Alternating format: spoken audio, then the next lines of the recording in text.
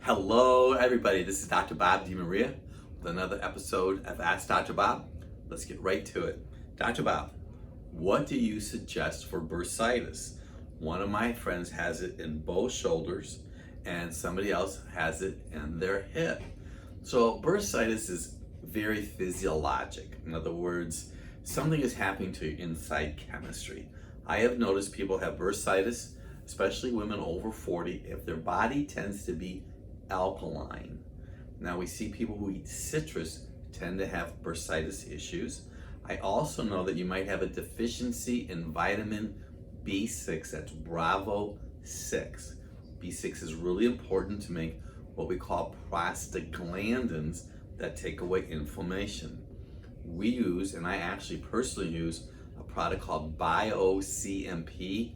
I injured my shoulder many years ago, and the Bio-CMP is calcium, magnesium, and potassium. I take about 3 every day.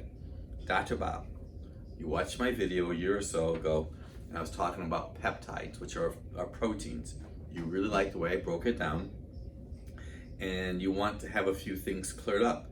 So I'm gonna tell you honestly, I don't remember doing a video or information on peptides, but I do want you to know as a side note, when we do a Opti-Chem Profile, which is a blood test, which I'd encourage everybody watching me right now, anywhere in the world to have it done. I do it annually myself. We look at your globulin level, which is a form of protein. We want your globulin, your serum globulin, to be 2.7. If it's above that, I know you're just not absorbing it as well as you could. You might be consuming too many carbs. And if it's below 1, I know you're not eating enough protein. Protein is very important. We use a pea protein and a pumpkin protein in the practice. Dr. Bob, I recently started using a teaspoon of Celtic sea salt in your drinking water over the course of a day, and you also use Himalayan salt for cooking. You said the last couple of days your tongue felt like it was burnt, and you don't remember using any hot liquid. That could be a lot of minerals for you. So I would suggest you cut back on the Celtic sea salt and the Himalayan salt for a while, and then maybe add 1/4 of a teaspoon and just see how your body responds. That's what I would do. Dr. Bob, this has been also very interesting. I've been exploring protein shakes, and that you came across some facts that made you pause and wonder, and one of them said that the dairy that they use does not have lactose and casein, which causes bloating.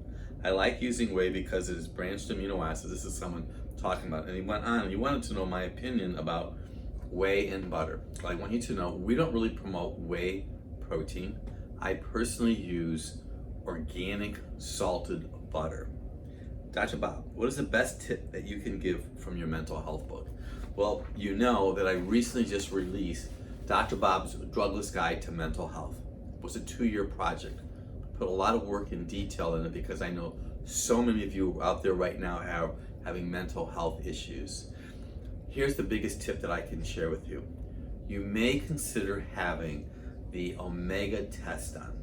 The omega test will tell me the levels of DHA, which is the fat for your brain. I see so many people have inflammation in their body because they have too many omega-6 fats, which cause inflammation in comparison to the omega-3 fats. So one tip that you could get from this book, and there's so much information in here, is consider having the omega test done. Go to our website and we'll be able to service you. I'm Dr. Bob DiMaria.